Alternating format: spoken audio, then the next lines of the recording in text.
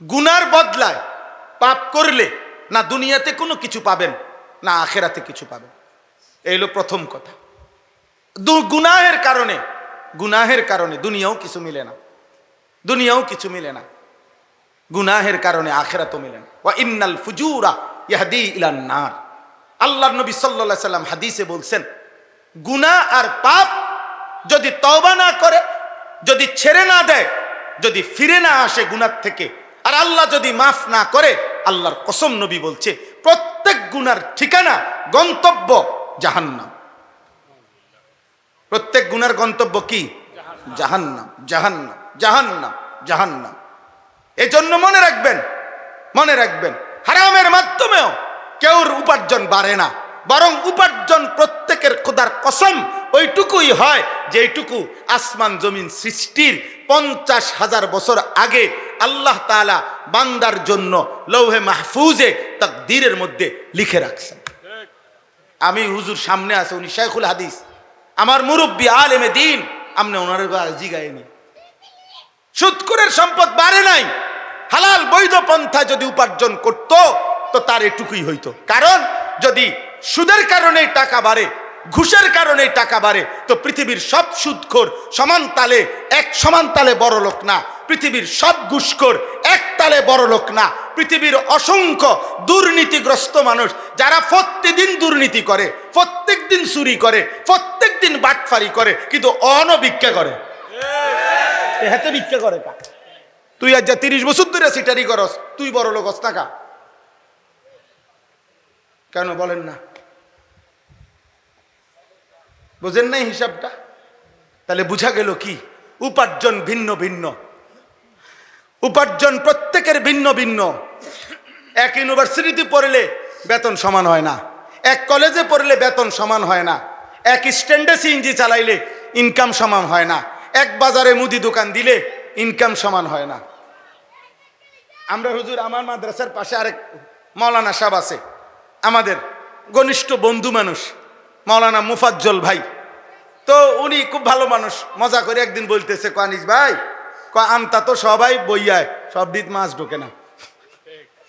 আমতা বুঝেননি? মাছ যে ঢোকে এটির মধ্যে, ক্ষেতের মাঝখান দিয়ে দেয় আগে দিত আমতা। আপনারা কি আমতা? কোথাও আমতা তো ফাতে অনেকেই, কিন্তু সব আমতাত কি ওঠে না? মাছ ওঠে না, মাছ ওঠে না। আসলে আমি একটা উদাহরণ বলি। এই মনে করেন 12, আমনেরে দিলাম 12, দিমু 12 আর কি, 12 টাকাই ধরেন 12, তো 6 দুইবার লিখলে 12, 4 তিনবার লিখলে 12, 3 যদি 4 বার লেখেন 3 3 3 3 12, 2 যদি 6 বার লেখেন তাহলে 12, 1 যদি 12 বার লেখেন তাহলে কত? 12। এই বিষয়টা হইল এই, টাকা হইল 12,000। এবার তুমি যদি 2 খান থেকে নাও তো 6 6 12,000 নিবা, 4 খান থেকে যদি নাও তাহলে 3,000 করে নিবা, 3 খান থেকে যদি নাও 4,000 করে নিবা, যদি 6 খান থেকে নাও তো 2,000 করে নিবা, আর 12 খান থেকে যদি নাও 1,000 করে নিবা। টাকা হইল 12,000। তো 7 আসমানের উপরে আল্লাহ তাআলা ফয়সালা করে রাখছে টাকা 30,000। নিচে আপনি যত দান্দায় ব্যয় করেন, সব দান্দার ফলাফল 30 আইবে।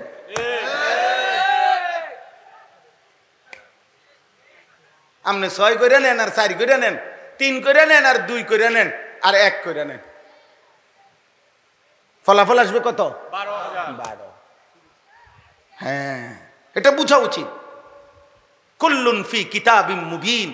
আল্লাহ কোরআনে বলছে রিজিকের পূর্ণাঙ্গ ফয়সালা। ওমা মিন দাব্বাতিন ফিল আরদি ইল্লা আলাল্লাহি রিজকুহা ওয়া ইয়ালামু মুস্তাকাররাহা ওয়া মুস্তাওদাআহা কুল্লুম ফি কিতাবিম মুবিন।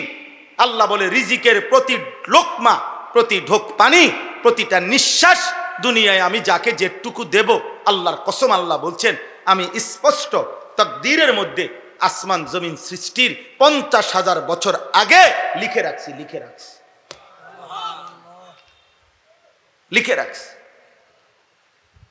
বাড়াইতে পারতা না, কমাইতে পারতা না। ইন্নার রিজকা লা ইয়াতলুবুল আবদা কামা ইয়াতলুবু আজালাহু। নবীজি বলেন সাল্লাল্লাহু আলাইহি ওয়াসাল্লাম, মৃত্যু যেমন কাউকে খুঁজে নেয়, আল্লাহ নবী বলেন কসম, রিজিকও এভাবে বান্দাকে খুঁজে নেয়। মৃত্যুকে যেমন ডাকতে হয় না, মৃত্যু নিজেই খুঁজে নেয়, রিজিকও ঠিক তেমনি ভাবে খুঁজে নেয়। আমার ছোট মেয়ে আছে 4.5 বছর বয়স, এ কয়দিন টানা আজগা 10-15 দিন রূপালি আম, না রূপালি আম হয় দুপুরে নয়তো রাত্রে গেলে প্রায় সজাগ থাকে আমার মেয়ে। তো আমরা বাপ জি এক লগে মা আম খাই প্রতিদিন, 2-4টা বা 2-3টা আম। এখন এইটা কাইটটা টুকরা টুকরা করিলে এ আমার জি বন্টন করে, আবার বড়া যেটা আমের ওই বন্টন করে, এটা আমার আব্বু এটা আমনের। কিন্তু খাইতে সময় প্রায় সময় আমার বাগের টহে নেয়।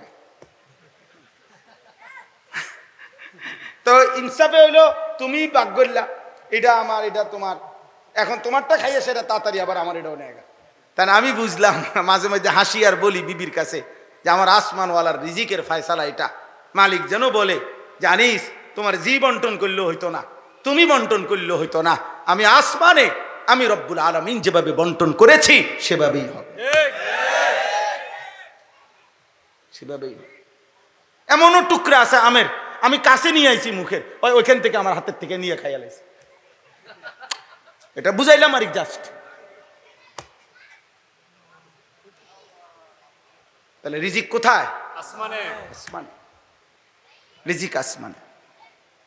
অতএব আব্বা শুধু দুনিয়া, আমরা মোমেন, আমরা মুসলমান, আনুগত্যই আমাদের জিন্দিগি, ইসলাম আমাদের জীবন, আখিরাত আমাদের জিন্দিগি। আমরা মরব এটাই আমাদের নিশ্চিত বিশ্বাস। আমাদেরকে আল্লাহর মুখোমুখি হইতে হবে, এটা আমাদের ইয়াকিন। আমাদের মিজানের পাল্লায় আমাদের আমল ওজন হবে, এটা আমাদের ইয়াকিন। আল্লাহর মুখোমুখি আমল নামা নিয়ে আমাদেরকে দাঁড়াইতে হবে, এটা আমাদের ইয়াকিন। ফুলসেরাত আমাদেরকে পার হইতে হবে, এটা আমাদের ইয়াকিন। আমাদেরকে জান্নাত বা জাহান্নামে যেতে হবে, এটা আমাদের ইয়াকিন। জান্নাতে গেলে চিরস্থায়ী, জাহান্নামে গেলেও চিরস্থায়ী আব্বা। এই সত্য, এই স্পষ্ট। এত হাজার এত লাখো আম্বিয়া আজকে 1000 বছর ধরে এই বক্তব্য, 1450 বছর ধরে কোরআনের এই কথাগুলো, এত আউলিয়া, এত পীর, এত বুজুর্গ, এত উলামা, এত মুহাদ্দিসিন, এত সাহাবা, এত তাবিঈন, আদম থেকে নবী পর্যন্ত সাল্লাল্লাহু আলাইহি সাল্লাম, 1.25 লাখ আম্বিয়ার বক্তব্য, এত কিছুর পরে এত বক্তব্য, এত আহ্বান, তাওরাত, জবুর, ইনজিল, কোরআন, এত আসমানি কিতাবের বক্তব্যের পরে আখিরাত মিথ্যা হইতে পারে না। অতএব দোস্ত, তুমি ভুলে গেলে আল্লাহ তোমারে ছাড়বে না। তুমি মনে করো না, তোমরা যে কয়জন ছেলে গরমে কষ্ট করছো আব্বা, আমি অনুরোধ করি আল্লাহকে ছেড়ে দিও না, আল্লাহকে ভুলো না। ভুল করছো আব্বা, ভুল করছো। ধরে নাও বাপ কোনোদিন বলে নাই, কিন্তু আল্লাহ ছাড়বে না। ধরে নাও মা কোনোদিন ধরে নাই, কিন্তু খোদার কসম আল্লাহ ছাড়বে না। নাফরমান সন্তান তোর একটা একটা সেজদা ছেড়ে দেওয়ার কারণে তোরে 1000 লক্ষ বছর জাহান্নামের আগুনে পুড়তে হবে রে আব্বা। তুই মরে যাবি বাপ, তুই কষ্ট পাবি রে বাপ। এমন আগুনে পুড়বি যে আগুন তোরে তাকাদু তামাইয়াজু মিনাল গাইজ, কোরআনে আছে। অর্থ হইল মানুষ যেমন বলে রাগে ফাইটা যায়। তাফসীর ইবনে কাসিরের মধ্যে লেখছে, 1 ডেকচি পানিতে যদি 1 ডেকচি পানি মনে করেন 1 কেজি চাউলের ভাত রান্তার, তো এরকম 1 ডেকচি পানিতে 1 কেজি চাউলের ভাত রান্নার জন্য যে পরিমাণ পানি দিলে 1 কেজি চাইলের ভাত রাঁধতে পারবো, এতটুকু পানি উতরাইতে উতরাইতে একেবারে টকবক করতেছে, চুলা তখনও চলতেছে, পানিও সর্বোচ্চ উতরাইছে। এই অবস্থায় যদি 1 কেজি চাউল না দিয়া যদি ওই 1 কেজির পাতিলের মধ্যে 4টা চাউল 10টা চাউল দেয়, গুন্না গুন্না কল্পনা করেন তো আব্বা, নিচে পুরা আগুন জ্বলতেছে আর চুলার পানিটাও টকবগে গরম হয়ে গেছে। এই সময়ে এই 10টা চাউল 4টা চাউল কি পরিমাণ ঘুরবে আগুনটার গরমটার মধ্যে। আল্লাহর কসম, আল্লাহ তাআলা বলছেন, তাফসীরে লিখছে, এই আয়াতের অর্থ হলো এটা, জাহান্নামীকে যখন জাহান্নামে ফেলা হবে, জাহান্নামের এই তীব্র আগুন একটা সেকেন্ডের মধ্যে পুরা জাহান্নামে তার শরীরটাকে রেজা রেজা করে পুরা জাহান্নামে ছিটায় ফেলবে।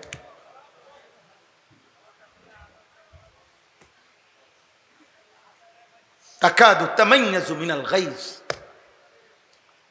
মনে হবে যেন রাগে ফাইটা যাইতেছে, আগুন যেন রাগে, মানুষে কয় যেমন যে তে যেন রাগে ফাইটা যাইতেছে। তা আল্লাহ বলে জাহান্নাম যেন রাগে গুসায় আগুনের তীব্রতায় ফেটে যাচ্ছে। নবীজি বলছে ইয়াহতিমু বাদুহা বাদান, জাহান্নামী দেখবে জাহান্নামের আগুন এমন উত্তাপ, কক্সবাজারের ঢেউ দেখবেন মনে হয় যেন এত জোরে ঢেউ আসে, একটা ঢেউ যেন পিছনের টাবার সামনেরটারে গিল্লা ফেলে, মানে এটার ভিতরে নিচে ফালাইয়া দেয়, এটা আবার উঁচু উঠে যায়, পরেরটা যেন আরো উঁচু উঠে যায়, এটা যেন ওইগুলারও ডাইভাইয়া নিচে ফেলে। আল্লাহর নবী বলেন জাহান্নামের আগুন এত তীব্র হবে যেন এক আগুন বাকি আগুন রে গিল্লা একটার ভিতরে ঢুকায় ফেলতেছে। প্রিয় সন্তান, প্রিয় বাপ, আল্লাহকে ভুলবেন না। বিল্ডিং দিয়ে কি করবেন?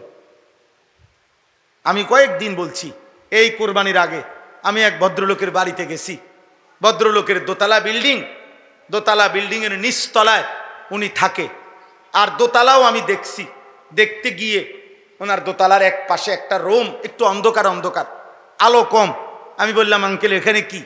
বলছে হুজুর আমি এই দোতলার এই কোনায় কয়টা ছাগল ফালি, ছাগল ছাগল। তখন আমি হাসতে হাসতে বললাম আঙ্কেল আল্লাহ পাকের কি মেহেরবানি কুদরত দেখেন, আল্লাহ যারে ইজ্জত দেয়, হ্যাঁ তো ছাগল রে আল্লাহ ইজ্জত দিছে, দোতলাত উঠাই দিছে, আল্লাহ মানুষেরে নিচতলাত রাখছে, আল্লাহর দান। আল্লাহ যারে চাইছে সম্মান দিছে দোতলাত, তাহলে ছাগলও দোতলায় থাকে। এজন্য বিল্ডিং আহামরি কিচ্ছু না, দালান কিছু না, আখেরাত মূল। কি মূল বলেন না? তাহলে জন্য বললাম মন্দ কাজে, গুনার কাজ মোমেন করতে পারে না, দুনিয়াও না আখেরাতও না। গুনাহ দিয়ে, পায়খানা দিয়ে দুনিয়ারও কিছু পরিষ্কার হয় না, আখেরাতের কিছু পবিত্র হবে না। এজন্য সুদ দিয়া, ঘুষ দিয়া, কিস্তি দিয়া, হারাম দিয়ে, জিনা দিয়ে, ব্যভিচার দিয়ে, মদ দিয়া, জুয়া দিয়া, নেশা দিয়া, আল্লাহর কসম কারো কোনো চাহিদা, পেটের চাহিদাও, লজ্জাস্থানের চাহিদাও কোনোটাই পূরণ হয় না, বরং অতৃপ্তি বাড়ে, তৃষ্ণা বাড়ে, হারাম চাহিদা আরো বাড়ে। এই জন্য হাত জোড় করে একটা ছেলেকে বললাম, দোস্ত এত নারী না দেখা হালাল পবিত্র স্ত্রীর জন্য অপেক্ষা করো। হারাম কর বাপ, হারাম রোজগার না করে হালাল টুকু দিয়ে সন্তানের জন্য রেখে যাও, বাকি দুনিয়া সেই দেখবে। আপনি মরে গেলেও পৃথিবীতে উপার্জন থাকবে। মানুষদেরকে আল্লাহর নাফরমানির থেকে ফিরাইতে চাইছে, কিন্তু কোনোভাবেই সংখ্যাগরিষ্ঠ জাতি আল্লাহর দিকে ফিরে নাই, গুনাহ ছাড়ে নাই। ফলে পাপের সীমা লঙ্ঘন যখন হইছে, আল্লাহর নির্দিষ্ট ফায়সালায়, আল্লাহর আযাবে এই 5 জন নবীর কওম একেবারে শেষ হয়ে গেছে, পুরা জাতি। فأصبحوا لا يرى إلا مساكنهم فأصبحوا في دارهم جاثمين فأصبحوا في ديارهم جاثمين فجعلنا عاليها سافلها وأمطرنا عليهم حجارة من سجيل। এইভাবে আল্লাহ তাআলা বর্ণনা দিয়েছেন একটার পর একটা, যে একটা মানুষও বাঁচে নাই, পুরা জাতি শেষ হয়ে গেছে, পুরা জাতি নাফরমানি আর পাপের সীমা লঙ্ঘন করছে। তো ওইখানে আছে বারবার আল্লাহ তাআলা ওই জাতির নাফরমানি এবং আল্লাহর আযাবের পরে কথা যখন শেষ করছে এক একটা কওমের, তো আল্লাহ তাআলা বারবারই বলছে, কোথাও বলছে ইন্নাহুম কানু কওমান আমিন, বন্ধু আসলে মূলত এরা গুনাহ আর নাফরমানিতে অন্ধ হয়ে গেছে। কোথাও বলছে নবী, হে আমার জাতি, ওয়া নাসাহতু লাকুম ওয়ালাকিন লা তুহিব্বুনান নাসিহিন, আহা আমি তোমাদেরকে আল্লাহর আযাব আসার পূর্ব পর্যন্ত কত না উপদেশ দিয়েছি, কিন্তু আসলে বাস্তব কথা হইল কোনোভাবেই তোমরা উপদেশ নসিহত পছন্দ করছো না, তোমাদের কাছে কোনোদিনই আল্লাহর কথা, উপদেশ, নসিহত গুলো ভালো লাগে নাই। ফলে আজ তোমরা ধ্বংস হয়ে গেল। আল্লাহ বলছে লা আমরুকা ইন্নাহুম লাফি সাকরাতিহিম ইয়ামাহুন। বন্ধু আপনার কসম, নবীজিকে বলছে যে বন্ধু আপনার কসম দিয়া বলতেছি, আপনার জিন্দেগির কসম, এই নাফরমানগুলো গুনাহ আর নাফরমানির মাতলামিতে অন্ধ হয়ে আছে, মাতাল হয়ে গেছে গুনাহ এবং অন্ধ হয়ে আছে। লাফি সাকরাতিহিম ইয়ামাহুন। নাফরমানির মাতলামিতে এই পরিমাণ উল্লাস, এই পরিমাণ অসভ্যতা, এই পরিমাণ অশ্লীলতার বেহায়াপনা, এই পরিমাণ নোংরামি, যে যেন মাতাল হয়ে গেছে, যেন হুঁশ নাই, যেন অন্ধ হয়ে আছে। এইভাবে বারবার আব্বা, আমি একটা ছেলেকেও বললাম এমন যেন দুর্ভাগ্য না হয় রে আব্বা, এক বছরেও কোনো দিন, আমি প্রত্যেক দিন এটা একবার হলেও বলি আমার এ কথা, 365 দিনে আল্লাহর একটি বছরে একদিনও ফজরের নামাজ একদিনও পড়তে পারলা না, এমন দুর্ভাগা, এমন বদনসিব, এমন হাইওয়ান, এমন জানোয়ার কেমনে হইলা? মুসলমানের ঘরে এমন নিকৃষ্ট সন্তান কেমনে হইলা? এমন নিকৃষ্ট জানোয়ার হইলা কেমন? 365 দিনে একদিনও, এক বছরে কপালে একটা সেজদা জোটে নাই ফজরের। ছি ছি ছি ছি। 60 বছর একটা হায়াত পার করে ফেললো, একটা লাইন কোরআন শরীফের একটা পৃষ্ঠা শুদ্ধ করে পড়তে পারলেন না, এমন বদনসিব হায়াত কেন হইল? এমন একটা লম্বা হায়াত শেষ করে ফেললেন চাচা, এত লম্বা বয়স শেষ করলেন। 60 বছর 50 বছরে আল্লাহর কোরআনের একটা পৃষ্ঠা দেখে দেখেও শুদ্ধ পড়তে পারেন না, এমন দুর্ভাগা জীবন শেষ কইরা কবরে যাচ্ছেন। কি নিয়ে যাচ্ছেন? কি নিয়ে যাচ্ছে বলে? তো এই জন্য বললাম, আল্লাহ তাআলা বলছেন, নবীগণ বলছেন, আহা হে আমার জাতি, কোনোভাবেই তোমাদেরকে নসিহত পছন্দ করাইতে পারলাম না। ওয়ালাকিন লা তুহিব্বুনান নাসিহিন। উপদেশ দাতাদেরকে তোমরা কোনোভাবেই ভালোবাসলা না, পছন্দ করলা না, যে তোমাদেরকে জাহান্নাম থেকে ফিরাইতে চায়, আল্লাহর দিকে ফিরাইতে চায়, কোনোভাবেই তার কথা পাত্তা দিলা না। এই জন্য দোস্ত, বাবা, ভাই আমার, বন্ধু আমার, এটা জরুরি বিষয়। কলিজা যেন এমন না হয়, হৃদয় যেন এমন শক্ত পাষাণ পাথর না হয় যে কোনোভাবেই দিল নড়ে না, সামান্যতম বিবেক নড়ে না, এমন পাষাণ হয়েও না আল্লাহর দোহাই। এই পরিমাণ গুনাহ করো না যে দিল আর কোনো দিন তোমার আখিরাত মনে করায় না, আর কোনো দিন কবর মনে করায় না। আজকে যেখানে মাগরিব বাদ বয়ান করছি আমরা, একটা খোলা মাঠে, ছোটখাটো মাঠ, বয়ান শেষে আমরা ওইখানে এশার নামাজ পড়ছি। তো এশার নামাজ যখন আমি পড়তেছি, আমরা ঠিক একেবারে মনে করেন এখান দিয়ে আমরা নামাজ পড়িয়ে এই বরাবর এখান দিয়ে 2-3টা দোকান, ওই মাহফিলটার ওইখানে আর কি খোলা জায়গাটা, এখান দিয়ে রাস্তা, এখানে খোলা।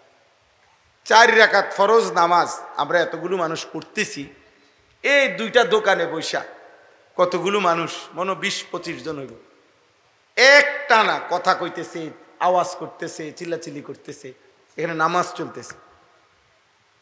সালাম ফিরাইয়া আমি অনেকক্ষণ তাকাইয়া রইলাম, অনেকক্ষণ, 2-4-5 মিনিট মনে চাইলাম আর মানুষগুলার, যে আহা এত বড় বিবেকহীন কেমনে রে হইলি বা, মানে কি পরিমাণ বেহায়া হইলে, কি পরিমাণ নিকৃষ্ট হাইওয়ান হইলে চোখের সামনে জামাত চলতেছে বলে কদ্দুর আওয়াজটা বন্ধ করি, এদ্দুর বিবেক হইল না। উম্মত কোথায় নেমে গেছে, উম্মত কোথায় নেমে গেছে?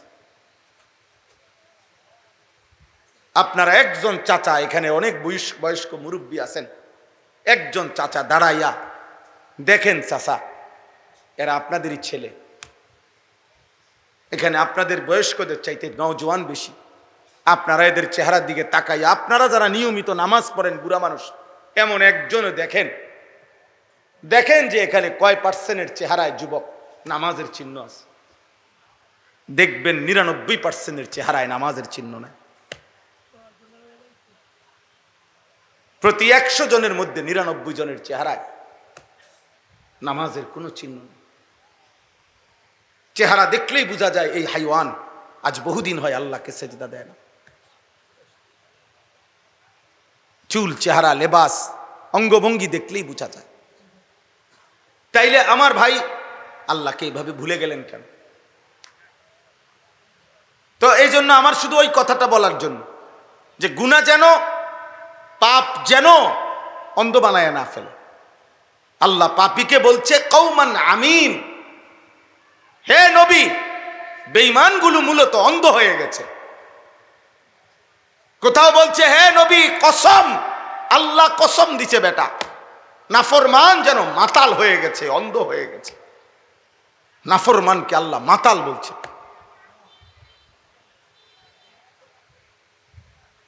মাতাল বলছে। হ্যাঁ হ্যাঁ,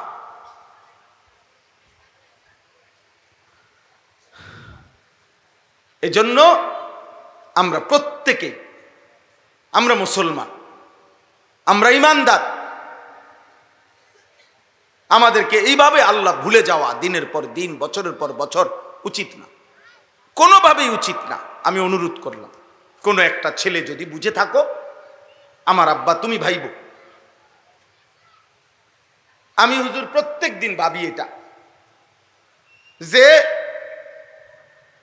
যেই সমস্ত ছেলে তোমাদেরকে কেউ নারী, ছবি, জিনা, ব্যভিচার, মদ, জুয়া, বন্ধুদের অসৎ আড্ডা, মোবাইলের অশ্লীল দৃশ্য, নামাজ নাই, সেজদা নাই, পাক পবিত্রতা নাই, পেশাব পায়খানা করে পায় পবিত্রতার ধার ধারে না, হারাম বীর্যপাত হইতেছে, শরীরে নাপাক লাইগা আছে, এই হাইওয়ান, এই জানোয়ার মন মতো চলতেছে, খাইতেছে, ঘুমাইতেছে, কোন দিনের প্যান্ট এটা পরে, কোন দিনের নাপাক এটার ভিতরে পরে লাইগা রয়েছে। আহা, এরপরেও একটা ছেলে ভাইব যে এত অসভ্যতা, অবাধ্যতা, আল্লাহর নাফরমানির পরেও তোমারে কেউ ডাকে না, মাও না, বাবাও না, এই সমাজের কোনো মানুষও না। তোমার কপালটা এমন খারাপ হইল কেন যে তোমারে কেউ ফিরাইতে চায় না? কেউ কেন বলে না যে রে আব্বা তুই না মুসলমানের ছেলে, তো তোরে যে কোনোদিন ফজরের নামাজে মসজিদে দেখলাম না, আহারে তুই কেমনে রে মুসলমান, তোমারে যে কোনোদিন 5 ওয়াক্ত নামাজে দেখি না রে আব্বা। তোমাদের যার কপালে এরকম একটা বাক্য, একজন মুরব্বী, একজন অভিভাবক, একজন মা বাবার এমন জোটে নাই যার কপালে, কারণটা কি? আমার স্পষ্ট বুঝ এটা, আমি এটা বুঝি বাবা। কারণ হইল তুমি হইলা এই সমাজের আবর্জনা, তুমি হইলা এই সমাজের ময়লা। এই জন্য আবর্জনা কেউ ধরতে চায় না, আবর্জনা কেউ কাছে টানতে চায় না, আবর্জনা সবাই চায় ডাস্টবিনেই পড়ে থাক। এজন্য নেশাখোর তুই এই সমাজের আবর্জনা, মদখোর তুই এই সমাজের আবর্জনা, নারী এবং জিনার, ব্যভিচার, অসভ্যতার নোংরামির সাথে যারা জুড়ে আছো তুই এই সমাজের নাপাক ময়লা, তোকে ডাস্টবিনে ফেলে রাখছে এই সমাজ বেটা। এই জন্য তোকে কেউ ডাকে না আব্বা। আহা, আপন মা কেমনে ভুলে যায় না তো সন্তান, আপন বাবা কেমনে ভুলে যায়? কিভাবে সম্ভব এটা? কিভাবে যে বাপ জীবিত থাকতে 1 বছরের মধ্যে এই বাপের ফুত, এই নাফরমান 1 বছরে একদিনও ফজরের নামাজ পড়লো না, অথচ বাপ জীবিত, মা জীবিত। কিভাবে সম্ভব? কারণ একটাই, তোর বাপও তোকে মনে করে এটা আমার সংসারের আবর্জনা, মাও মনে করে এটা আমার সংসারের আবর্জনা, নাপাক, এটা ময়লা, এটা দুর্গন্ধ। যতটা দ্রুত দিন গনে বাপ, কোন দিন বাইতে বাইর করব, বাইতে বাইর একটা কামে লাগিয়ে যা, ফিসা দিয়া ফেট বাইর, ভাত খা, গুমজা, ফেসাব পায়খানা কর, ফাইলে বাফেরে কিছু দিস, না ফাইলে তুই চল, বাদ দে।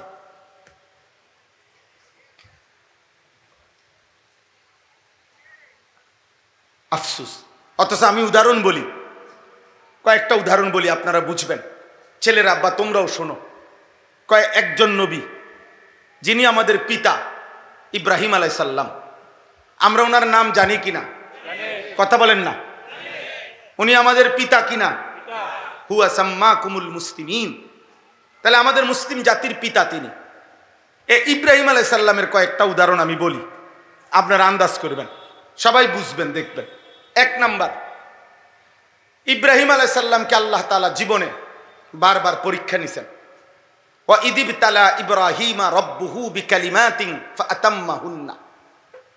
আল্লাহ তাআলা ইব্রাহিম আলাইহিস সালামকে বারবার ইমানের পরীক্ষা নিছেন, আল্লাহর ভালোবাসার পরীক্ষা নিছেন। তাফসীরের মধ্যে আছে, কোন বর্ণনায় যে 30 বার, কোন বর্ণনায় আছে 70 বার, মোট 70 বার অথবা 30 বার আল্লাহ তাআলা ইব্রাহিম আলাইহিস সালামের পরীক্ষা নিছেন। প্রত্যেক পরীক্ষায় তিনি ফার্স্ট ক্লাস ফার্স্ট হয়েছেন, মানে গোল্ডেন এ প্লাস পাইছেন। ফাআতাম্মাহুন্না, শতভাগ পূর্ণ উত্তীর্ণ হয়েছেন।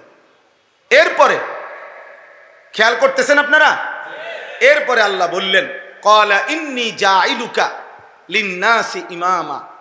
ইব্রাহিম, আমি তোমাকে এই সারা জীবনের পরীক্ষার বিনিময়ে তুমি যে সর্বোচ্চ ভালো ফলাফল করেছ, এর বরকতে গোটা বিশ্ব মানবতার, পৃথিবীর সমস্ত মানুষের জন্যে আমি তোমাকে ইমাম বানায় দিলাম। কি বানাইলাম? এ দেখেন, আল্লাহ তো এটা বললেন, সাথে সাথে ইব্রাহিম আলাইহিস সালাম আল্লাহকে বললেন, ক্বালা ওয়া মিন যুররিয়াতি। আল্লাহ, আপনি যে আমার ইমামের এই মর্যাদাপূর্ণ পদ দিলেন, ইমাম বানায় দিলেন, আমি আপনার কাছে জানতে চাচ্ছি, আমার সন্তানগণ, আমার বংশধরগণ, আমার আওলাদরা, তারাও ইমামের এই পদ পাবে কিনা? ইমামের এই পদ পাবে কিনা? কি লক্ষণীয় কি, যে যখন নিজের জন্য আল্লাহ মূল্যায়ন করলেন উনাকে, উনি 1 মিনিটের জন্য সন্তানকে কি করে নাই? বলে নাই, সাথে সাথে জিজ্ঞেস করলেন, ক্বালা ওয়া মিন যুররিয়াতি। সন্তানের জন্য ভাবলেন। আল্লাহ বললেন, লা ইয়ানালু আহদিজ জালিমিন। ইব্রাহিম, হ্যাঁ, তোমার সন্তান বংশধরগণ ইমাম হবে এই শর্তে যে জুলুম করতে পারবে না, পাপ করতে পারবে না। যদি পাপ আর জুলুম থেকে মুক্ত থাকে, তাইলে এই পদ তারাও পাবে, নয়তো পাবে না। তাইলে একটা উদাহরণ দিলাম। আল্লাহর ঘর কাবা, দ্বিতীয় উদাহরণ। কাবা শরীফ যখন ইব্রাহিম আলাইহিস সালাম আল্লাহর হুকুমে ইসমাইলকে সাথে নিয়ে, সন্তানকে সাথে নিয়ে নির্মাণ করলেন, এবার দোয়া করার পালা। কাবার নির্মাণ শেষ হয়েছে, আর আল্লাহ বললেন, ইব্রাহিম, এবার তুমি আমার কাছে কিছু চাও, আমি তোমাকে দেব। এই দোয়ার মধ্যে দেখেন, ইব্রাহিম আলাইহিস সালাম বললেন, রব্বানা ওয়াজআলনা মুসলিমাইনি লাক। আল্লাহ, আমি এবং আমার সন্তান ইসমাইল, আমরা বাপ পুত দুইজনকেই আপনি আপনার আনুগত্যের উপরে, ইসলামের উপরে ইস্তেকামত, দৃঢ়তা দান করেন। তাহলে নিজের জন্য বলতে গিয়ে সন্তানের কথা বলছেন কিনা? এক বাবার ফিকির, এক বাবার ফিকির। সম্পদ নয়, সন্তান, আওলাদ, মানুষ, বংশধর। তৃতীয় উদাহরণ, ইব্রাহিম আলাইহিস সালাম দোয়া করলেন, হযরতে হাজেরা এবং ইসমাইলকে ইব্রাহিম আলাইহিস সালাম যখন আল্লাহর হুকুমে কাবা, আমি সংক্ষেপে বলতেছি, ঘটনা না বলিয়া বলতেছি শুধু, কাবা ঘরের পাশে যখন রেখে গেলেন আল্লাহর হুকুমে একাকী, চারিদিকে এক নজর তাকাইয়া দেখলেন, যতটুকু নজর যায় কোথাও কোনো মানুষও নাই, পানিও নাই, একটা গাছও নাই, একটা বসতিও নাই, বেঁচে থাকার বাহ্যিক কোনো উপকরণ কিছুই নাই, কিছুই নাই, নাইদে নাই, কিচ্ছু নাই। এরকম দুধু মরুভূমিতে সম্পূর্ণ একাকী একজন নারী, একটা মহিলা আর একটা কোলের বাচ্চা। এটা রাইখা, বিষয়টা গল্প শোনা তো সহজ, কিন্তু কল্পনা করেন, বিবেক থাকলে চোখ বন্ধ করে ভেবে দেখেন তো, যে শত শত হাজার মাইলের ভিতরে মরুভূমি ছাড়া আর কিছু দেখা যায় না। একটা মানুষ, একটা জানোয়ার, একটা পশু, এক ঢোক পানি, এক লোকমা খাবারের ব্যবস্থা নাই, গাছ নাই, পালা নাই, কিচ্ছু নাই। এরকম একটা জায়গায় আল্লাহর হুকুমে ইব্রাহিম আলাইহিস সালাম যখন রেখে যাচ্ছেন ইসমাইল এবং হাজেরাকে, এই কোরআনে আছে, হুজুর আমার মুরব্বী সামনে বসা আছে, তো দেখেন ইব্রাহিম আলাইহিস সালাম ঠিক ওই মুহূর্তে আল্লাহর কাছে দোয়া করছে। দোয়া করতে গিয়ে বলছে, আল্লাহ, চারিদিকে মরুভূমি, গাছপালা, তরুলতাহীন জায়গায় আমি আমার স্ত্রী সন্তানকে রেখে গেলাম। আপনার কাছে আমার চাওয়া, রব্বানা লিয়ুকিমুস সালাহ, আল্লাহ আমার স্ত্রী সন্তান যেন মৃত্যু পর্যন্ত নামাজ আদায় করে। এই পরিস্থিতিতে যেখানে এক ঢোক পানির ব্যবস্থা নাই, খাবারের ব্যবস্থা নাই, সেখানে এক বাপের ফিকির সন্তানের নামাজ, এক স্বামীর ফিকির স্ত্রীর কি নামাজ। 4 নম্বর, ইব্রাহিম আলাইহিস সালাম নিজে সহ যখন মক্কা নগরী পুরাপুরি আবাদ করলেন, তখন ইব্রাহিম আলাইহিস সালাম দোয়া করলেন, মানে নিজে সহ যখন আল্লাহ থাকার অনুমতি দিছে পুরাপুরি, তখন ইব্রাহিম আলাইহিস সালাম দোয়ার মধ্যে এবার বললেন, রব্বি জাআল হাদাল বালাদা আমিনান, আল্লাহ এই নগরী পুরা মক্কাকে আপনি নিরাপদ নগরী বানায় দেন, ওয়াজনুবনি ওয়া বানিয়া আন না'বুদাল আসনাম, আমাকে এবং আমার সন্তানদেরকে মূর্তি পূজা থেকে, পাথরের পূজা থেকে, মূর্তির পূজা থেকে হেফাজত করে। তাহলে এক বাবা এখানেও দেখেন শিরিক থেকে মুক্ত থাকার জন্য, মূর্তি পূজার থেকে বেঁচে থাকার ক্ষেত্রে নিজের জন্য দোয়া করছেন, সন্তানের জন্য কি করছেন? দোয়া করছেন, দোয়া করছেন। 5 নাম্বার উদাহরণ শুনেন, ইব্রাহিম আলাইহিস সালাম আল্লাহর কাছে দোয়া করছেন, একজন নবীর উদাহরণই বলতেছি, রব্বি জাআলনি মুকিমাস সালাহ ওয়া মিন যুররিয়াতি, আল্লাহ আপনার কাছে আমার ফরিয়াদ, আপনি আমাকে পূর্ণ নামাজি বানান, ওয়া মিন যুররিয়াতি, এবং আমার সন্তান বংশধরদেরকেও আপনি পূর্ণ নামাজি বানান, পূর্ণ নামাজি বানান। আব্বা তাহলে বলেন, এক বাবার ফিকির সন্তানের জন্য, বংশধরের জন্য, বারবারই যখন বলছে তোমাকে ইমাম বানাইলাম, বংশধরের জন্য চাইছেন। যখন আল্লাহ তাআলা কাছে দোয়া করার সুযোগ হয়েছে, প্রত্যেক দোয়ার মধ্যে সন্তানের ঈমান, সন্তানের নামাজ, সন্তানের শিরিক থেকে মুক্তি, সন্তানের আখিরাত, এক বাবা ঈমানদার বাপ এটাই আল্লাহর কাছে চাইছেন, এটাই আল্লাহর কাছে চাইছেন। আজ আপনাদের কাছে আমার আফসোসের কথা এটাই, আজ আপনাদের লক্ষ লক্ষ বাবা তার সন্তানের ব্যাপারে একটাই ফিকির, হয় বিদেশ নয়তো দেশ, কোনো না কোনো মাধ্যমে যত দ্রুত সম্ভব উপার্জনের, মরার আগে আগে ওনার টার্গেট ছেলেটাকে টাকা পয়সার আয় রোজগারের একটা ব্যবস্থা যদি করে দিয়ে যাইতে পারে, ওনার আর মরলে কোনো দুঃখ নাই। মেয়েটার ব্যাপারে ওনার একটাই টার্গেট, যত দ্রুত সম্ভব একটা টাকা পয়সা আছে এরকম একটা ছেলে চাইয়া মেয়েটারে বিয়ে দিয়ে যাইতে পারলে ওনার আর কোনো দুঃখ নাই মরার আগে আগে। তাইলে ওনার ফিকির, আহা বাপ, আপনার ফিকির যদি হয় ছেলের জন্য দুনিয়া, তো ছেলের ফিকির কেমনে হবে আখিরাত? আপনার নিজের ফিকির যদি হয় মেয়ের জন্য দুনিয়া, পয়সাওয়ালা জামাই, ছেলে পর্দা থাকুক বা না থাকুক, ছেলে নামাজ পড়ুক বা না পড়ুক, ফোলার বিল্ডিং আছে, তাহলে আপনার মেয়ে পর্দা করবে কেমনে? আপনার মেয়ে নিজের ইজ্জত, সতীত্ব, পর্দার হেফাজত করবে কেমনে? বলে আপনি কি চাইছিলেন? আপনি তো আখিরাত চান নাই, আপনি তো আল্লাহর কাছে বলেন নাই, আখিরাতের কোনো প্রস্তুতি তো নেন নাই আপনি। আমি আপনাদের কাছে দেরি করব না, অনেক রাত হয়েছে, আমি খুব দ্রুতই শেষ করে দিচ্ছি। আমি মনে করাই দিলাম, ইব্রাহিম আলাইহিস সালামকে আল্লাহ তাআলা 5টা বলছি উদাহরণ, মোট 60টা উদাহরণ দোয়া ওনার। 6 নম্বর উদাহরণ হলো আল্লাহ তাআলা বলছে ইজ ক্বালা লাহু রব্বুহু আসলিম ক্বালা আসলামতু লিরাব্বিল আলামিন। প্রত্যেকবারে ইব্রাহিম আলাইহিস সালামকে আল্লাহ বলছে, ইব্রাহিম তুমি আমার আনুগত্য করো, ইসলাম আনো মানে ইসলাম মানো মানে আমি আল্লাহর আনুগত্য করো। ইব্রাহিম আলাইহিস সালাম প্রত্যেকবারে বললেন, যদি 30 বার হয় পরীক্ষা তো 30 বার, যদি 70 বার পরীক্ষা হয়, ওই বেটাই মোবাইল উঠায় ওরা, সাবধান। আব্বা আমার এটা আমারই মনে করো বদ অভ্যাস, আমি এটা ওই বেটা বুট খাইতেছে আমি কিছু বলি নাই, কিন্তু তুমি মোবাইলে আলগি দিছো আমি বলছি। তুমি জিজ্ঞাসা করো ওই ভাই অনেকক্ষণ ধরে বুট খায় আমি দেখছি, কিন্তু ওইটা আমি কিছু বলি নাই, কিন্তু মোবাইল আলগি দাও আমি মানতে পারি না। আমার কতলা একজন শুনবে দরকার হলে, কিন্তু গাফেল মানুষ আমি তারে বলবো না। কথা বুঝেন নাই আমার? বলুক বাইরে কথা বলুক, চিন্তা করুন, আহা সবাই শুনবে এটা জরুরি না, আমার নজরের মানুষ আমার কাছে আমানত। কথা বুঝেন নাই আপনারা? মানে চোখের সামনে আমার যে কয়েকজন শ্রোতা এরাই আমার আল্লাহর পক্ষ থেকে আমার কাছে আমানত। আপনাদের সময়ের হেফাজত করা, আপনাদেরকে কিছু বলা, এটা আমার জিম্মাদারি, কিন্তু বাইরে যে তারে আমার জিম্মাদারি না। কথা বুঝেন নাই এখন? এই জন্য আমি বাহিরে চিল্লা খেতে চিল্লা খেতে নাচ হোক।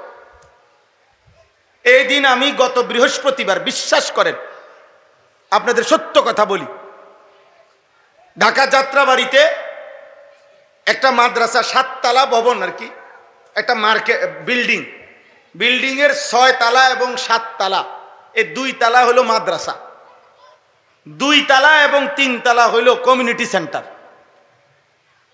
ওই দিন আমি এই গত বৃহস্পতিবারে রাত্রে এই 7 তলায় ওলামায়ে কেরামের সাথে দ্বীনি মুযাকারা কথাবার্তা বলতেছিলাম রাত্রে প্রায় 12:30 থেকে 2টা পর্যন্ত, রাত 2টা, এই 2 ঘন্টার কাছাকাছি হবে, 12টা 2টা পর্যন্ত।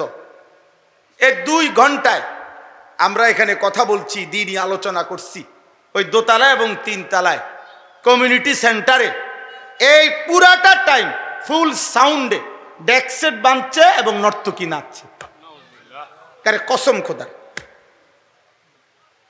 আমি মাওলানা সাহেবরে বলছি, মাওলানা 1 সেকেন্ডের জন্য আপনি টেনশন করেন না, এটাই দুনিয়া, এই আলো অন্ধকার মিলে দুনিয়া, এর জন্য এটা দুনিয়া। এখানে আলো আছে, অন্ধকার আছে, এখানে রোদ আছে, বৃষ্টি আছে, এখানে রাত হয়, দিন হয়, এখানে সূর্য ওঠে, চাঁদ ওঠে, এখানে সৎ থাকে, অসৎ থাকে, এখানে চরিত্রবান আছে, চরিত্রহীন আছে। এই একই ঢাকা, একই বিল্ডিং এর অসংখ্য ঢাকা শহরে বিল্ডিং আছে, কোন বিল্ডিং এর মধ্যে একই বিল্ডিং এ কোথাও হয়তো নাচ গান হইতেছে কোন তালায়, আবার কোন তালায় তালেব ইলম আল্লাহর কোরআনের হিফজ করতেছে। এই আসমানের ফয়সালা, কোনো সমস্যা নাই আব্বা, সবাই শুনতে হবে জরুরি না, সবাই চিৎকার দিতে হবে, স্লোগান দিতে হবে জরুরি না। এটা কোনো নির্বাচনের প্রার্থী না, এটা কোনো জনসমর্থন যাচাই করা না, জনসমর্থন যাচাই করা না, আল্লাহর জন্য বলা, আল্লাহর জন্য বলা, আল্লাহর জন্য বলা। তো বলতেছিলাম ইব্রাহিম আলাইহিস সালামকে আল্লাহ বললেন, ইব্রাহিম আসলিম, তুমি আমার আনুগত্য করো। যদি 30 বার বলে থাকে 30 বারই বলছে, যদি 70 বার পরীক্ষা নেয় তো 70 বারই ইব্রাহিম বলছে আসলামতু, বিনা প্রশ্নে আমি আপনার আনুগত্য করলাম। আসলিম মানে হইল ইসলাম, মূলত বলা হয় শর্তহীন, যুক্তিহীন, তর্কহীন আল্লাহর কথা, রসুলের কথা নিশ্চিন্তে মেনে নেওয়া, এটারে মূলত বলে ইসলাম। এশকাল করিলে, আপত্তি করিলে আর ইসলাম হয় না। আর কি হয় না? এই জন্য কোরআনুল কারীমের মধ্যে মিনার প্রান্তরে ইব্রাহিম প্রশ্নহীন সন্তানকে জবাই করতে রেডি, ইসমাইল প্রশ্ন ছাড়া নিজে জবাই হইতে রেডি। একজন জবাই করতে প্রস্তুত, আরেকজন জবাই হতে প্রস্তুত। এই প্রেক্ষাপটটাকে, ওই মুহূর্তটাকে আল্লাহ কোরআনে বলছে ফালাম্মা আসলামা, যখন বাপ পুত আমার আনুগত্য করলো, তাহলে বোঝা গেল ইসলাম তখন হয় শর্তহীন, প্রশ্নহীন, যখন আনুগত্য হয়। ইসমাইল সেদিন যেই আনুগত্য দেখাইছে ওই সময় হয় ইসলাম। ইব্রাহিম যেই আনুগত্য দেখাইছে কোরবানির মুহূর্তে, ওইটাই ইসলাম। ওই পর্যন্ত পৌঁছা পর্যন্ত আমিও মেহনত করা দরকার, আপনিও মেহনত করা দরকার। মেহনত করা, যে আমার মালিকের ফয়সালার সামনে আমার কোনো কথা নাই, আমার কোনো কথা নাই, আমার কোনো কথা নাই। হযরত আয়েশা রাদিয়াল্লাহু তাআলা আনহাকে এক মহিলা জিজ্ঞেস করছে নবীজির জামানায়, যে আম্মা জান, আমরা মহিলাদের যখন মাসিক ঋতুস্রাব হয়, তো রমজান মাসে যদি হয় রোজাও ছেড়ে দিতে হয়, নামাজও ছেড়ে দিতে হয়, কিন্তু রোজা পুনরায় কাজা করতে হয়, নামাজ কোনো সময় কাজা করতে হয় না, এমন কেন? বিষয় একটাই, মাসিক ঋতুস্রাব, কিন্তু রোজা কেন কাজা করতে হয়, নামাজ কেন কাজা করতে হয় না?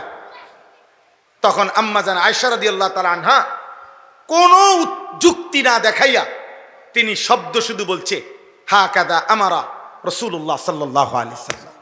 বলছেন, আরে বেটি, কি জিজ্ঞাসা করলা? আল্লাহ রসুল এভাবেই বলেছেন, এটাই দিন, এটাই শরীয়ত, এটাই আল্লাহর ফয়সালা, এটাই নবীর ফয়সালা।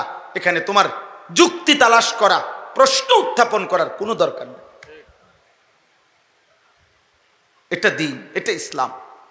তো আমার বলার উদ্দেশ্য হলো, ইব্রাহিম আলাইহিস সালাম যখন বললেন আসলামতু, আল্লাহ আমি আপনার নিঃশর্ত আনুগত্য করলাম, তো এরপরেই পরীক্ষা শেষ, আনুগত্যের পরীক্ষায় উত্তীর্ণ, ইসলামের পরীক্ষায়, প্রতিবারের পরীক্ষায়। তো এরপরের আয়াতি হলো ওয়াসা বিহা ইব্রাহিমু বানিহি ওয়া ইয়াকুব। আল্লাহ বলেন, আমার ইব্রাহিম এবং আমার ইব্রাহিমের পরবর্তী বংশধর ইয়াকুব, তারা উভয়ই তাদের সন্তানদেরকেও এই একই ওসিয়ত মৃত্যুর পূর্বে করে গেলেন, ইয়া বানিয়া ইন্নাল্লাহ আস্তাফা লাকুমুদ্দিন, আল্লাহর পক্ষ থেকে মনোনীত দিন আল্লাহ তোমাদের জন্য নির্বাচিত করেছেন। হে আমার সন্তানগণ, ফালা তামুতুন্না ইল্লা ওয়া আনতুম মুসলিমুন, তোমরাও মৃত্যু পর্যন্ত আল্লাহর আনুগত্য চূড়ান্ত করা ছাড়া মৃত্যুবরণ করো না, কবরে যাইও না। ফালা তামুতুন্না, এজন্য বাবা কিংবা ছেলে, মা কিংবা মেয়ে, প্রত্যেকের জীবনে এই ব্যক্তি এবং পরিবার, এতটুকুর মধ্যে আমাদের ইমান ইসলামের চর্চা, ফিকির, চেষ্টা, খোদার কসম, এটা আমাদের দায়িত্ব। আব্বা, একজন বাবা, আপনারা যারা বাবা, এখানে দুই শ্রেণী মানুষ। এক শ্রেণী অভিভাবক, কোনো না কোনোভাবে আপনি অভিভাবক, হয় স্বামী, নয় বাবা, নয় দাদা, নয় চাচা, নয় নানা, নয় মামা, নয় ফুফা, নয় বড় ভাই, নয় দুলা ভাই, একটা না একটা কিছু আমনে, তাহলে আপনার অধীনে কেউ না কেউ আছে। আরেক শ্রেণী হলো তোমরা যারা কোনোভাবেই এখন দায়িত্বশীল না, বরং অবিবাহিত, তোমরা এখন কিশোর, যুবক, নওজোয়ান, অবিবাহিত ছেলে। তাহলে উভয় শ্রেণীর জন্য কথা হইল, ইসলাম তোমরা যারা অবিবাহিত সিঙ্গেল, তোমার নিজের জন্য বাধ্যতামূলক, আর আপনারা যারা অভিভাবক, আমি আপনি, আমাদের জন্য আমার নিজের ঈমান ইসলাম এবং আমার স্ত্রী সন্তানের ঈমান ইসলামের শতভাগ জিম্মাদারি মৃত্যু পর্যন্ত, একেবারে রুহু যাওয়া পর্যন্ত যে ওয়াক্তের নামাজ, ওইটা যেমন আমি আদায় করা আমার দায়িত্ব, আমার বংশধরকে বলা, চেষ্টা করা, ওইটাও আমার দায়িত্ব। এই জন্য নবী সাল্লাল্লাহু আলাইহি সাল্লাম শেষ ওয়াক্ত নামাজও আদায় করছেন, আর জোহরের ওয়াক্ত হয় নাই, ফজরের নামাজ আদায় করে জোহরের ওয়াক্ত হওয়ার পূর্ব মুহূর্তে আল্লাহ নবী সাল্লাল্লাহু আলাইহি সাল্লাম ইন্তেকাল করছেন। কিন্তু যাওয়ার সময় আম্মা জান আয়েশাকে বলছেন, আমার উম্মতকে বইল আমি যাচ্ছি আমার মালিকের কাছে, আর তুমি আয়েশার মাধ্যমে আমার উম্মতকে বলে গেলাম আসসালাত আসসালাত। আমার উম্মতরে বইল যে তোমাদের নবী শেষবারের মতো বলে গেছে নামাজ নামাজ, শেষবারের মতো। যদি ভালোবাসো কাউকে, নবীকে, তাহলে আখিরি ওসিয়ত নবীর, ভুলো না নামাজ, নামাজ ভুলো না। এই জন্য বাবা, এটা জিম্মাদারি, এটা জিম্মাদারি। আপনাদের কাছে যে আয়াত দুইটা পড়ছি, এই দুইটা আয়াতের মূল মাকসাদ এটাই। এক নাম্বার হলো, একজন মুমিন হিসাবে আমরা কোনোভাবেই কোনো গুনাহ পাপ করা আমাদের জন্য সমীচীন না। গুনার বদলায় পাপ করলে না দুনিয়াতে কোনো কিছু পাবেন, না আখেরাতে কিছু পাবেন। এই হলো প্রথম কথা। গুনাহের কারণে দুনিয়াও কিছু মিলে না, দুনিয়াও কিছু মিলে না। গুনাহের কারণে আখেরাতও মিলে না। ওয়া ইন্নাল ফুজুরা ইয়াহদি ইলান নার। আল্লাহর নবী সাল্লাল্লাহু আলাইহি সাল্লাম হাদিসে বলছেন, গুনাহ আর পাপ যদি তওবা না করে, যদি ছেড়ে না দেয়, যদি ফিরে না আসে গুনাহ থেকে, আর আল্লাহ যদি মাফ না করে, আল্লাহর কসম নবী বলছে প্রত্যেক গুনার ঠিকানা, গন্তব্য জাহান্নাম। প্রত্যেক গুনার গন্তব্য কি? জাহান্নাম, জাহান্নাম, জাহান্নাম, জাহান্নাম। এই জন্য মনে রাখবেন হারামের মাধ্যমেও কেউর উপার্জন বাড়ে না, বরং উপার্জন প্রত্যেকের খোদার কসম ওইটুকুই হয় যেইটুকু আসমান জমিন সৃষ্টির 50,000 বছর আগে আল্লাহ তাআলা বান্দার জন্য লৌহে মাহফুজে তাকদীরের মধ্যে লিখে রাখছেন। আমি হুজুর সামনে আছে, উনি শাইখুল হাদিস, আমার মুরব্বী আলেমে দিন, আমনে ওনার জিগায়নি। সুদখোরের সম্পদ বাড়ে নাই, হালাল বৈধ পন্থা যদি উপার্জন করত তো তার এটুকুই হইতো। কারণ যদি সুদের কারণে টাকা বাড়ে, ঘুষের কারণে টাকা বাড়ে, তো পৃথিবীর সব সুদখোর সমান তালে বড় লোক না, পৃথিবীর সব ঘুষখোর এক তালে বড় লোক না। পৃথিবীর অসংখ্য দুর্নীতিগ্রস্ত মানুষ যারা প্রত্যেকদিন দুর্নীতি করে, প্রত্যেক দিন চুরি করে, প্রত্যেক দিন বাটফারি করে, কিন্তু ভিক্ষা করে। হাতে ভিক্ষা করে কা? তুই আজ 30 বছর ধরে সিটারি করস, তুই বড় লোক হস না? কেন বলেন না? বুঝেন নাই হিসাবটা? তাহলে বুঝা গেল কি, উপার্জন ভিন্ন ভিন্ন, উপার্জন প্রত্যেকের ভিন্ন ভিন্ন। এক ইউনিভার্সিটিতে পড়লে বেতন সমান হয় না, এক কলেজে পড়লে বেতন সমান হয় না, এক স্ট্যান্ডে সিএনজি চালাইলে ইনকাম সমান হয় না, এক বাজারে মুদি দোকান দিলে ইনকাম সমান হয় না। আমরা হুজুর, আমার মাদ্রাসার পাশে আরেক মাওলানা সাহেব আছে, আমাদের ঘনিষ্ঠ বন্ধু মানুষ, মাওলানা মুফাজ্জল ভাই। তো উনি খুব ভালো মানুষ, মজা করে একদিন বলতেছে, আনিস ভাই, আনতা তো সবাই বইয়ায়, সব দিত মাছ ঢোকে না। আনতা বুঝেননি? মাছ যে ঢোকে এটির মধ্যে, ক্ষেতের মাঝখান দিয়ে দেয় আগে দিত আনতা। আপনারা কি আনতা? আনতা তো ফাতে অনেকেই, কিন্তু সব আনতাত কি ওঠে না? মাছ ওঠে না, মাছ ওঠে না। আসলে আমি একটা উদাহরণ বলি। এই মনে করেন 12, আপনারে দিলাম 12, দিমু 12 আর কি, 12 টাকাই ধরেন 12। তো 6 2 বার লিখলে 12, 4 3 বার লিখলে 12, 3 যদি 4 বার লেখেন 3 3 3 3 12, 2 যদি 6 বার লেখেন তাহলে 12, 1 যদি 12 বার লেখেন তাহলে কত? 12। এই বিষয়টা হইল এই, টাকা হইল 12,000। এবার তুমি যদি 2 খান থেকে নাও তো 6 6 12,000 নিবা, 4 খান থেকে যদি নাও তাহলে 3,000 করে নিবা, 3 খান থেকে যদি নাও 4,000 করে নিবা, যদি 6 খান থেকে নাও তো 2,000 করে নিবা, আর 12 খান থেকে যদি নাও 1,000 করে নিবা। টাকা হইল 12,000। তো 7 আসমানের উপরে আল্লাহ তাআলা ফয়সালা করে রাখছে টাকা 30,000। নিচে আপনি যত দান্দায় ব্যয় করেন, সব দান্দার ফলাফল 30 আইবে।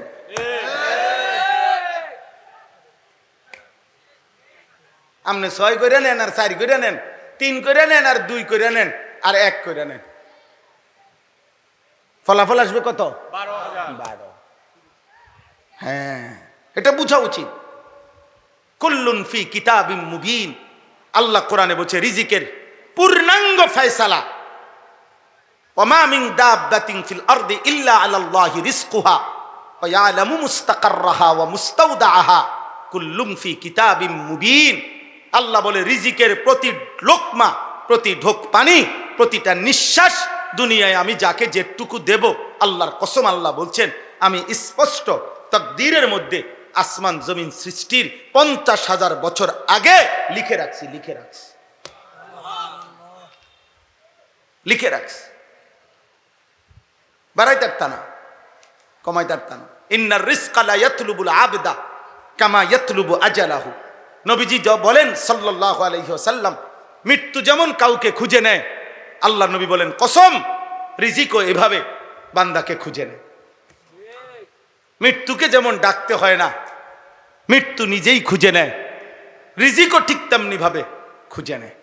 আমার ছোট মেয়ে আছে 4.5 বছর বয়স, এ কয়দিন টানা আজগা 10-15 দিন রূপালি আম, না রূপালি আম হয় দুপুরে নয়তো রাত্রে গেলে প্রায় সজাগ থাকে আমার মেয়ে। তো আমরা বাপ জি এক লগে মা আম খাই প্রতিদিন, 2-4টা বা 2-3টা আম। এখন এইটা কাইটটা টুকরা টুকরা করিলে এ আমার জি বন্টন করে, আবার বড়া যেটা আমের ওই বন্টন করে, এটা আমার আব্বু, এটা আমনের। কিন্তু খাইতে সময় প্রায় সময় আমার বাগের টহে নেয়। তো ইনসাফে হইলো তুমি বাগ করলা, এটা আমার, এটা তোমার, এখন তোমারটা খাইয়ে সেটা তাড়াতাড়ি আবার আমার এটাও নেয়। তাই আমি বুঝলাম, মাঝে মাঝে হাসি আর বলি বিবির কাছে যে আমার আসমানওয়ালার রিজিকের ফয়সালা এটা। মালিক যেন বলে, জানিস তোমার জি বন্টন করলেও হইতো না, তুমি বন্টন করলেও হইতো না, আমি আসমানে আমি রব্বুল আলামিন যেভাবে বন্টন করেছি সেভাবেই হবে, সেভাবেই। এমনও টুকরা আছে আমের, আমি কাছে নিয়ে আইছি মুখের, ওইখান থেকে আমার হাতের থেকে নিয়ে খাইয়া লাইছি। এটা বুঝাইলাম আর জাস্ট। তাহলে রিজিক কোথায়? আসমানে, আসমানে, রিজিক আসমানে। অতএব আব্বা, শুধু দুনিয়া, আমরা মুমিন, আমরা মুসলমান, আনুগত্যই আমাদের জিন্দিগি, ইসলাম আমাদের জীবন, আখিরাত আমাদের জিন্দিগি। আমরা মরব, এটাই আমাদের নিশ্চিত বিশ্বাস। আমাদেরকে আল্লাহর মুখোমুখি হইতে হবে, এটা আমাদের ইয়াকিন। আমাদের মিজানের পাল্লায় আমাদের আমল ওজন হবে, এটা আমাদের ইয়াকিন। আল্লাহর মুখোমুখি আমল নামা নিয়ে আমাদেরকে দাঁড়াইতে হবে, এটা আমাদের ইয়াকিন। ফুলসিরাত আমাদেরকে পার হইতে হবে, এটা আমাদের ইয়াকিন। আমাদেরকে জান্নাত বা জাহান্নামে যেতে হবে, এটা আমাদের ইয়াকিন। জান্নাতে গেলে চিরস্থায়ী, জাহান্নামে গেলেও চিরস্থায়ী। আব্বা, এই সত্য, এই স্পষ্ট। এত হাজার, এত লাখো আম্বিয়া আজকে 1000 বছর ধরে এই বক্তব্য, 1450 বছর ধরে কোরআনের এই কথাগুলো, এত আউলিয়া, এত পীর, এত বুজুর্গ, এত উলামা, এত মুহাদ্দিসিন, এত সাহাবা, এত তাবিঈন, আদম থেকে নবী পর্যন্ত সাল্লাল্লাহু আলাইহি সাল্লাম, 1.25 লাখ আম্বিয়ার বক্তব্য, এত কিছুর পরে এত বক্তব্য, এত আহ্বান, তাওরাত, জবুর, ইনজিল, কোরআন, এত আসমানি কিতাবের বক্তব্যের পরে আখিরাত মিথ্যা হইতে পারে না। অতএব দোস্ত, তুমি ভুলে গেলে আল্লাহ তোমারে ছাড়বে না। তুমি মনে করো না, তোমরা যে কয়জন ছেলে গরমে কষ্ট করছো আব্বা, আমি অনুরোধ করি আল্লাহকে ছেড়ে দিও না, আল্লাহকে ভুলো না। ভুল করছো আব্বা, ভুল করছো। ধরে নাও বাপ কোনোদিন বলে নাই, কিন্তু আল্লাহ ছাড়বে না। ধরে নাও মা কোনোদিন ধরে নাই, কিন্তু খোদার কসম আল্লাহ ছাড়বে না। নাফরমান সন্তান তোর একটা একটা সেজদা ছেড়ে দেওয়ার কারণে তোরে 1000 লক্ষ বছর জাহান্নামের আগুনে পুড়তে হবে রে আব্বা। তুই মরে যাবি বাপ, তুই কষ্ট পাবি রে বাপ। এমন আগুনে পুড়বি যে আগুন তোরে তাকাদু তামাইয়াজু মিনাল গাইজ, কোরআনে আছে। অর্থ হইল মানুষ যেমন বলে রাগে ফাইটা যায়। তাফসীর ইবনে কাসিরের মধ্যে লেখছে, 1 ডেকচি পানিতে যদি 1 ডেকচি পানি, মনে করেন 1 কেজি চাউলের ভাত রান্তারত, এরকম 1 ডেকচি পানিতে 1 কেজি চাউলের ভাত রান্নার জন্য যে পরিমাণ পানি দিলে 1 কেজি চাইলের ভাত রাঁধতে পারবো, এতটুকু পানি উতরাইতে উতরাইতে একেবারে টকবক করতেছে, চুলা তখনও চলতেছে, পানিও সর্বোচ্চ উতরাইছে। এই অবস্থায় যদি 1 কেজি চাউল না দিয়া যদি ওই 1 কেজির পাতিলের মধ্যে 4টা চাউল 10টা চাউল দেয়, গুন্না গুন্না, কল্পনা করেন তো আব্বা, নিচে পুরা আগুন জ্বলতেছে আর চুলার পানিটাও টকবগে গরম হয়ে গেছে। এই সময়ে এই 10টা চাউল 4টা চাউল কি পরিমাণ ঘুরবে আগুনটার গরমটার মধ্যে। আল্লাহর কসম, আল্লাহ তাআলা বলছেন, তাফসীরে লিখছে, এই আয়াতের অর্থ হলো এটা, জাহান্নামীকে যখন জাহান্নামে ফেলা হবে, জাহান্নামের এই তীব্র আগুন একটা সেকেন্ডের মধ্যে পুরা জাহান্নামে তার শরীরটাকে রেজা করে পুরা জাহান্নামে ছিটায় ফেলবে।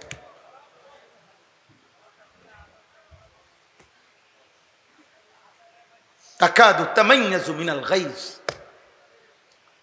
মনে হবে যেন রাগে ফাইটা যাইতেছে।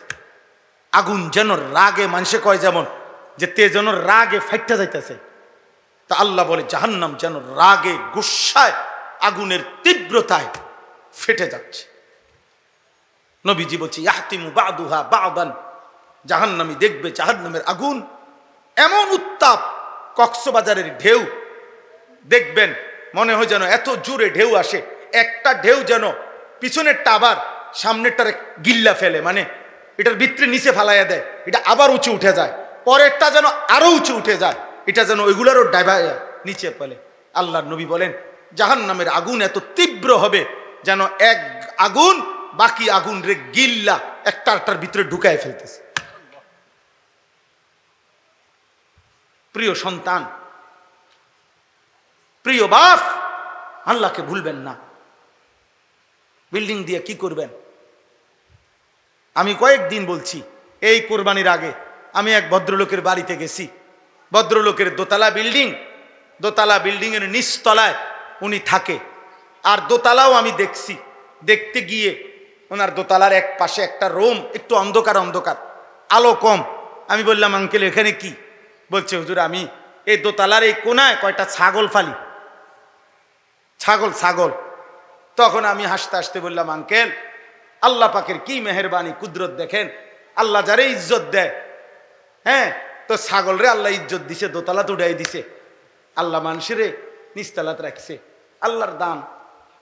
আল্লাহ যারে চাইছে সম্মান দিছে দোতলাত, তাহলে ছাগলও দোতলায় থাকে। এজন্য বিল্ডিং আহামরি কিচ্ছু না, দালান কিছু না, আখেরাত মূল। কি মূল বলেন না? তাহলে এই জন্য বললাম মন্দ কাজে, গুনার কাজ মোমেন করতে পারে না, দুনিয়াও না আখেরাতও না। গুনাহ দিয়ে, পায়খানা দিয়ে দুনিয়ারও কিছু পরিষ্কার হয় না, আখেরাতের কিছু পবিত্র হবে না। এজন্য সুদ দিয়া, ঘুষ দিয়া, কিস্তি দিয়া, হারাম দিয়ে, জিনা দিয়ে, ব্যভিচার দিয়ে, মদ দিয়া, জুয়া দিয়া, নেশা দিয়া, আল্লাহর কসম কারো কোনো চাহিদা, পেটের চাহিদাও, লজ্জাস্থানের চাহিদাও কোনোটাই পূরণ হয় না, বরং অতৃপ্তি বাড়ে, তৃষ্ণা বাড়ে, হারাম চাহিদা আরো বাড়ে। এই জন্য হাত জোর করে একটা ছেলেকে বললাম, দোস্ত এত নারী না দেখা হালাল পবিত্র স্ত্রীর জন্য অপেক্ষা করো। হারাম কর বাপ, হারাম রোজগার না করে হালাল টুকু দিয়ে সন্তানের জন্য রেখে যাও, বাকি দুনিয়া সেই দেখবে। আপনি মরে গেলেও পৃথিবীতে উপার্জন থাকবে। সাফ বললাম।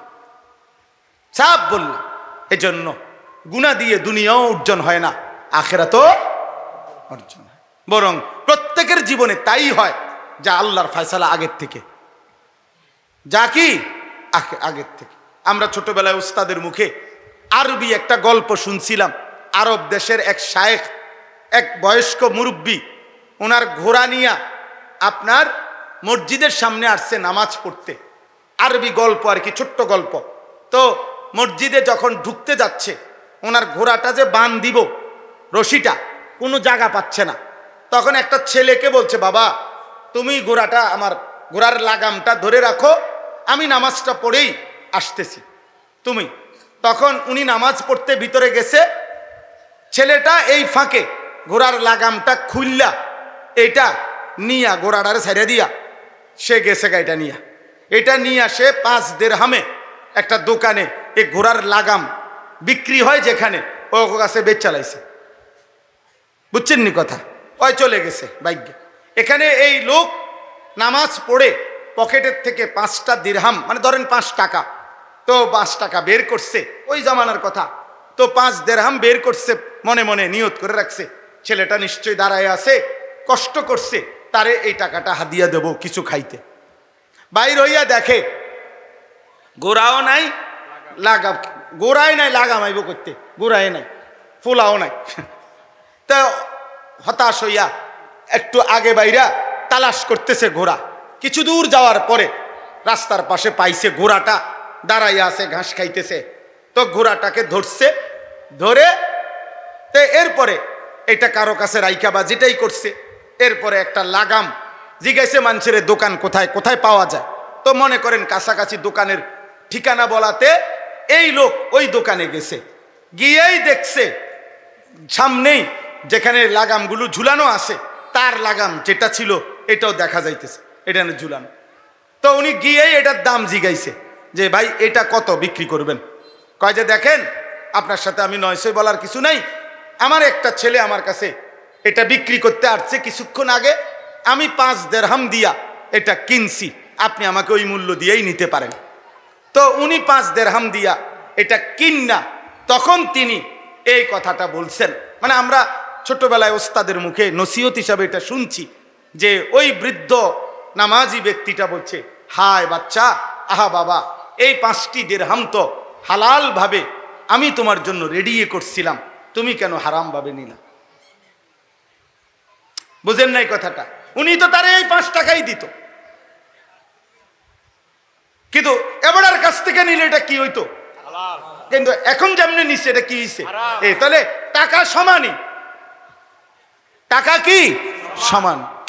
এই জন্য ধনী বলেন আর গরিব বলেন, সম্পদশালী বলেন আর সম্পদহীন বলেন, এটা আল্লাহর ফয়সালার ভিত্তিতে হয়, আল্লাহর ফয়সালার ভিত্তিতে হয়। এটা কোরআনের আয়াত, ইন্না রাব্বি ইয়াবসুতুর রিজকা লিমান ইয়াশাউ ওয়া ইয়াকদির। আল্লাহ যাকে চায় রিজিক বেশি দেয়, আল্লাহ যাকে চায় রিজিক কম দেয়। হযরতে উসমান নাম শুনছেন? নবীজির সাহাবী, কথা বলে না? এক যুদ্ধে শুধু তাবুকের যুদ্ধে হযরত উসমান একাই আল্লাহর রাস্তায় 600 উট দান করছে। আজ থেকে 1450 বছর আগে যিনি 600 উট দান করে এক যুদ্ধে, সেই উমর আরে উসমান সারা জীবন দান করছে কি পরিমাণ, আর সেই উসমানের সম্পদ ছিল কি পরিমাণ। হযরত আব্দুর রহমান ইবনে আউফ রাদিয়াল্লাহু তাআলা আনহু মদিনার বাজারে এক দাঁড়ানোতে একদিন 100 উট রসদ বোঝাই, মাল বোঝাই 100 উট এক দাঁড়াইয়া আল্লাহর রাস্তায় সাদাকা করছে, দান করছে। ওনার ব্যবসা কত বড় ছিল। আচ্ছা, তার বিপরীতে দেখেন হযরত আবু হুরায়রা, নাম শুনছেন না? নবীজির সাহাবী কিনা? বহুদিন, অসংখ্য দিন এমন গেছে যে তিনি মসজিদে নববীর বারান্দার মধ্যে উপুর হইয়া পইরা কাঁপতেন, এমনে মৃগী রুগী, খিচুনি রুগীর মতো কাঁপতেন সারা শরীর। তো সাহাবারা এইভাবে ধরতো উনারে, পাও টিপতো, হাত পাও টিপ্পা দিত যে আহা আবু হুরায়রার খিচুনি, আবু হুরায়রার খিচুনি উঠছে, এটা বলতো ওনারা।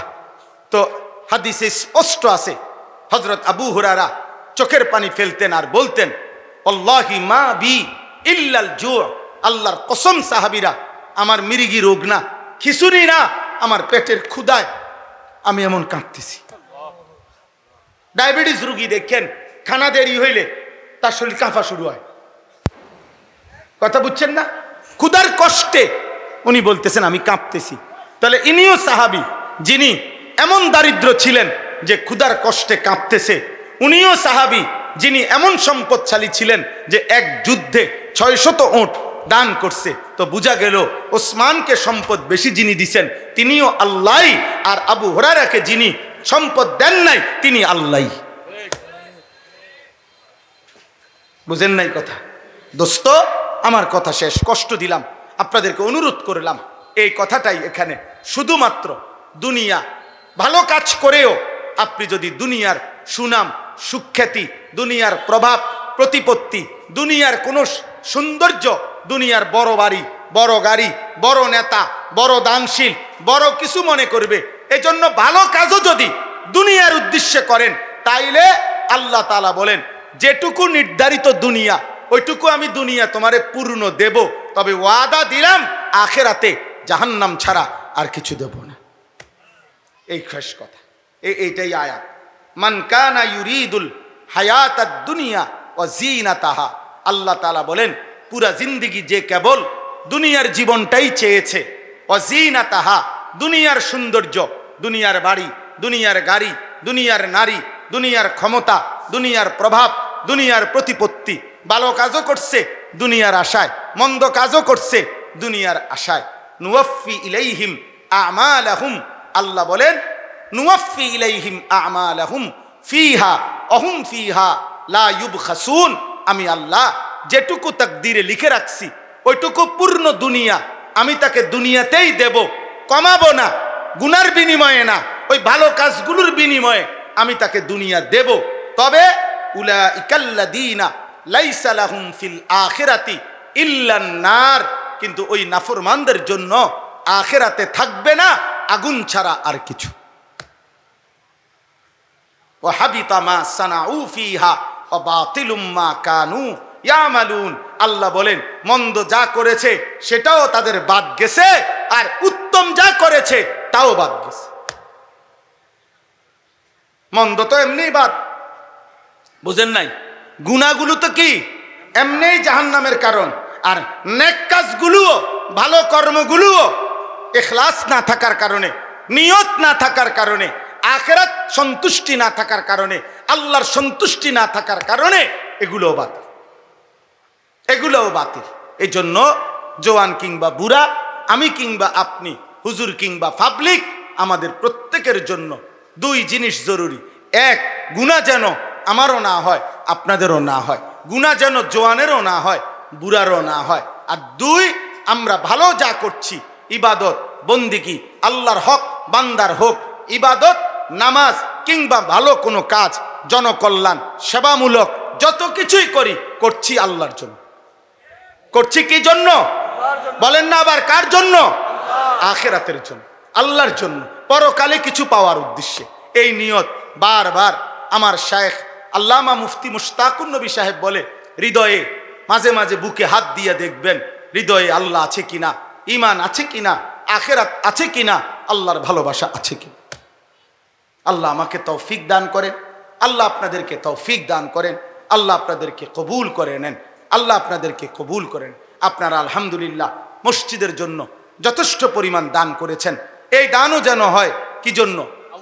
আল্লাহর। যুব সমাজ যারা এই মাহফিলের জন্য এতটা কষ্ট করেছো ভাই, আমরা তোমাদেরকে আহ্বান করছি, তোমাদের এই আয়োজনও যেন হয় আল্লাহর জন্য, আল্লাহর জন্য। যুবক ভাই তোমরা যারা বসছো কষ্ট করে গরমের মধ্যে, হাত জোড় করে বিনীত অনুরোধ, নামাজ পড়ো, আল্লাহকে চেনো, হারামের পথে চইল না, নারী দেখো না, মদ জুয়া জিনা ব্যভিচার মোবাইলের অশ্লীল দৃশ্য অসৎ বন্ধুদের আড্ডায় যেও না আব্বা। মনে রাখো আমার পরিষ্কার কথা, অসৎ সঙ্গ শয়তান। সে যদি মানুষ হয় সেও শয়তান, সে যদি কোনো আধুনিক প্রযুক্তির কিছু হয় সেটাও শয়তান। শয়তান যেই জিনিস মানুষকে কিতাবে আছে গুনার দিকে টানে, ওইটা শয়তান। ওইটা কিসের কি?